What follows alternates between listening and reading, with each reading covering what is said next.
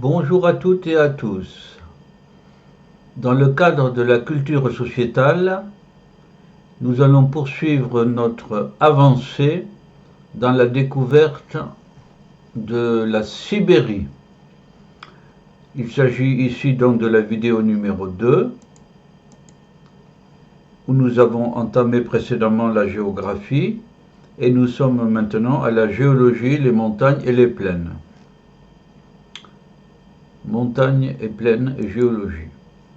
Alors, notre plan, c'est les premiers temps, le plissement alpin et le quaternaire. Premier temps, notion de géologie. D'abord, les continents actuels sont le fruit d'une évolution. Cette évolution s'est caractérisée par de nombreuses déformations. Toutefois, des zones ont en grande partie résisté à ces évolutions en gardant leur nature et structure. Ce sont les cratons. Certains cratons remontent jusqu'à 2,5 milliards d'années. Ils peuvent être grands ou petits. Ils se composent souvent de roches éruptives magmatiques. Éruptives et magmatiques, volcaniques donc. Les côtes continentales et océaniques, en violet, les plus vieux cratons, dont celui de Sibérie, l'Atlantique, les États-Unis ici, l'Amérique du Sud. Voilà les plus vieux cratons. Le craton sibérien ou craton d'Angara est de fort belle taille. Il correspond aujourd'hui au plateau central de Sibérie. Voilà la plaine de Sibérie à côté, et ça c'est le plateau. Le craton est incliné vers le nord comme tout le continent, ce qui pousse toutes les rivières à s'écouler vers l'océan Arctique. Rien d'extraordinaire. Puis se sont déroulés des plissements hercyniens, en France l'Armorique et le Massif central, en Russie c'est l'Oural, et toute la chaîne des montagnes du sud, ici, c'est le même plissement que le plissement du massif armoricain et du massif central. Voilà, même époque. Point numéro 2, les plissements alpins. Donc voilà, point numéro 1, les cratons et les plissements hercyniens. Deuxièmement, les plissements alpins. Les plissements alpins sont source de grandes modifications. Il y a eu surrection de montagnes, des effondrements, et même une mer s'est vidée. Autrement dit, les plissements alpins, c'est très actif. Montagne, effondrement et vidage d'une... Bon. Au titre des surrections, avec les mêmes forces que pour les Alpes, s'élevèrent les monts de Verskoyansk et Tchersky, voilà, des surrections, comme pour les Alpes. De même dans l'Altaï, ici, donc, par là, les Alpes de Toukinsk, Alpes, around, ouais, voilà.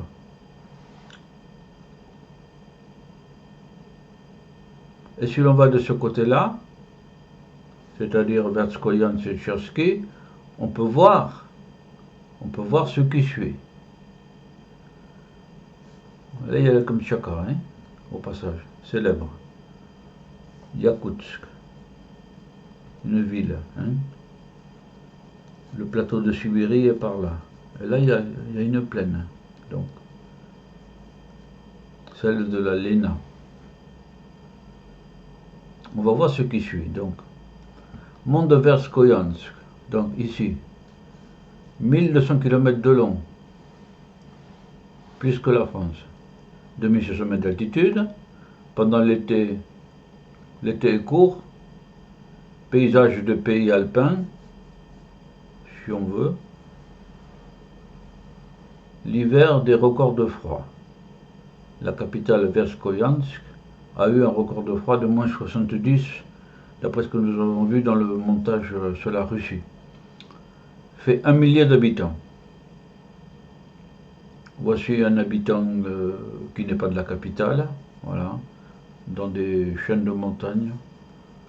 C'est curieux, ça évoque plutôt le massif central avec des sommets un peu érodés. Bon, en tout cas c'est le plissement alpin.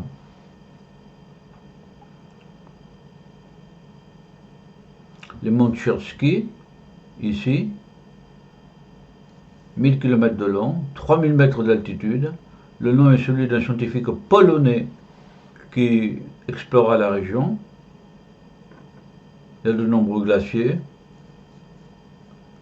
La capitale, Tchersky, fait 3000 habitants. C'est pas énorme par rapport à la Chine, hein. Voilà. Mais bon, c'est des Russes qui sont là depuis longtemps. Voici le scientifique polonais, Tchersky, les monts Tchersky. Une note sur une expédition française dans les monts Tchersky, année 2015. Voilà, j'ai trouvé ça, donc je l'ai glissé. Les monts Tchersky en Sibérie sont situés dans une région extrêmement isolée de la Sibérie, qui connaît des températures pouvant descendre jusqu'à moins 70 degrés vers Skoyansk, ce qui signifie que le voyage jusqu'au mont Pobeda a été presque aussi épique que l'ascension elle-même. 2 vols, un voyage en voiture de 305 km sur une rivière gelée, suivi d'un transport en motoneige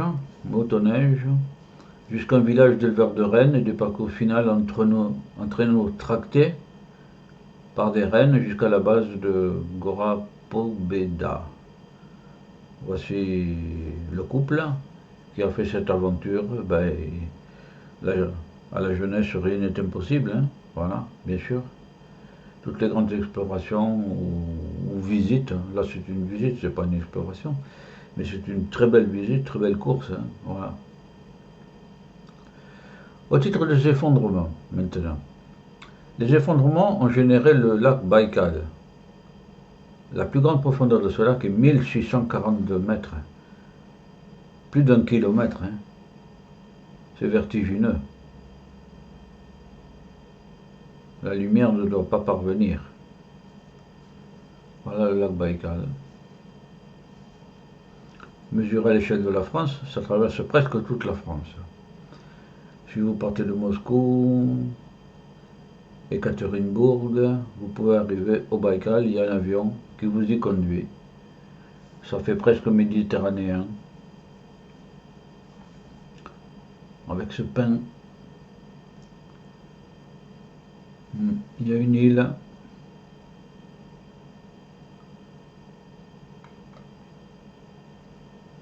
Les monts du Baïkal, ici. Bon.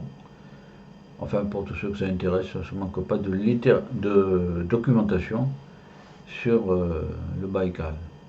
Et au titre d'une mer vidée, une ancienne mer s'est vidée dans l'océan Arctique, laissant une vaste plaine. C'est la plaine de Sibérie, que vous voyez là. C'était une mer avant. Celle-ci est parcourue par l'Aube, que vous voyez là. Et voici le périmètre de cette mer qui s'est vidée. Bon, ça correspond à la plaine. Voilà. C'est fantastique. Il y avait une mer. Rappel du plan jusqu'ici suivi. Les premiers temps, le plissement alpin, il reste à voir le 3, le quaternaire à l'époque la plus récente. Le quaternaire se caractérise par des glaciers ou du permafrost, c'est-à-dire un sol gelé en permanence sur une profondeur variable.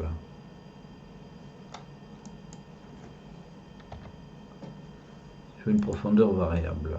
Voici un beau mammouth, ancêtre de l'éléphant, avec des défenses recourbées, étonnant. Bon. Échappe au glacier et à la glace. Les hauts plateaux, comme celui de Sibérie centrale, celui qui domine la plaine de Sibérie donc. Les bords des cours d'eau.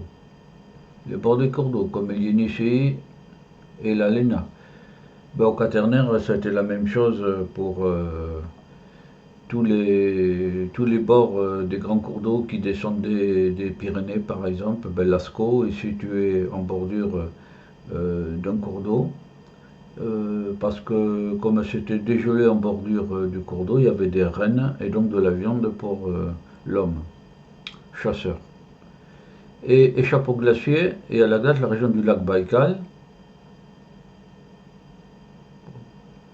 et de la rivière qui s'en écoule, l'Angara, qu'on a vu plus haut dans ce montage.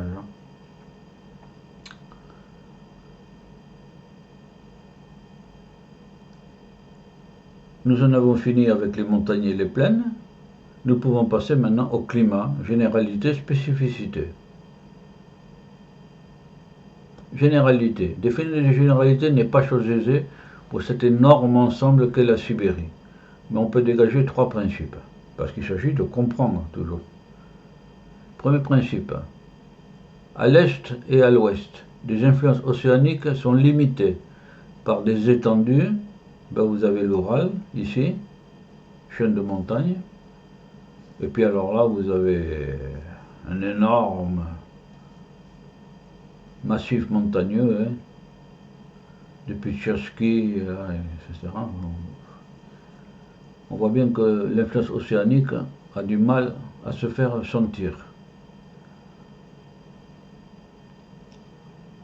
Deuxième principe, au sud, il n'y a pas d'influence océanique. Hein. Il y a une barrière totale là.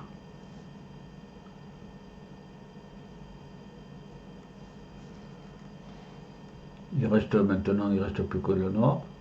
Troisième principe, au nord, l'influence océanique est présente. C'est un océan froid.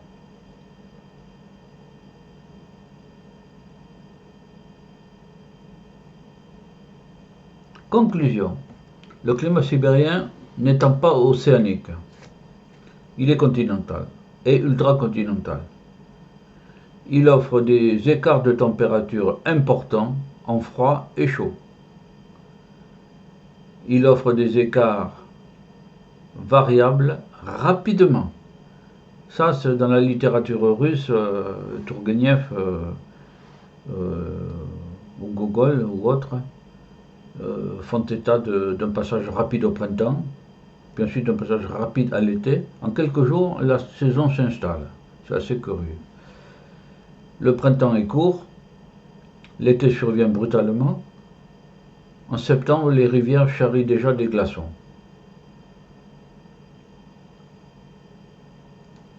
En outre, l'influence de l'océan glacial arctique a pour conséquence en hiver d'accentuer le froid, surtout pour les parties de la Russie situées au nord. Alors j'ai placé la retraite de Russie, désastreuse, mais toujours quand même malgré le froid, pauvres chevaux, pauvres hommes, voilà. Mais malgré le désastre, la Bérésina a été presque un chef-d'œuvre militaire d'improvisation pour faire passer la Grande Armée dans un fleuve glacé, en furie. Bon, enfin voilà, bon. Voir le mémorial de Sainte-Hélène de Napoléon Ier, écrit à l'île d'Elbe. Et voici un bateau complètement couvert de glace, pris dans les glaces d'ailleurs. Hein. Il n'y a probablement plus personne à bord à ce moment-là. Donc, la seule influence climatique, c'est l'océan glacial arctique.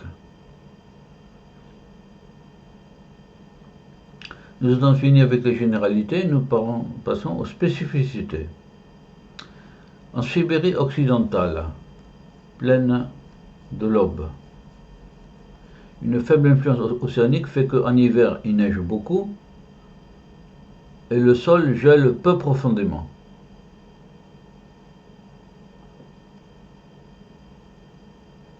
En été, les orages apportent des pluies violentes.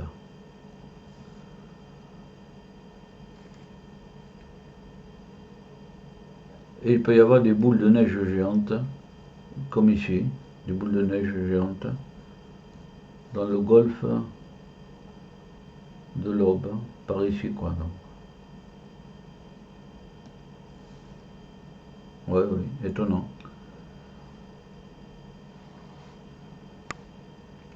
Donc, neige en hiver, été, pluie, orage violent, pluie.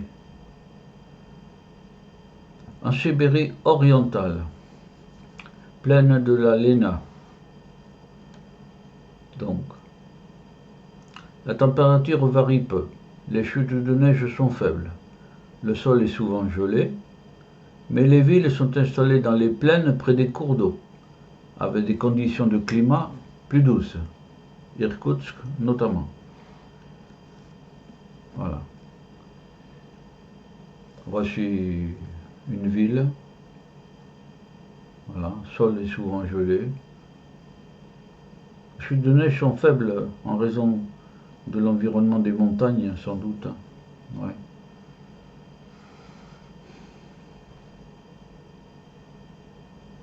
Et bien sûr, il peut y avoir des variations exceptionnelles. Bon, ben, un courant d'air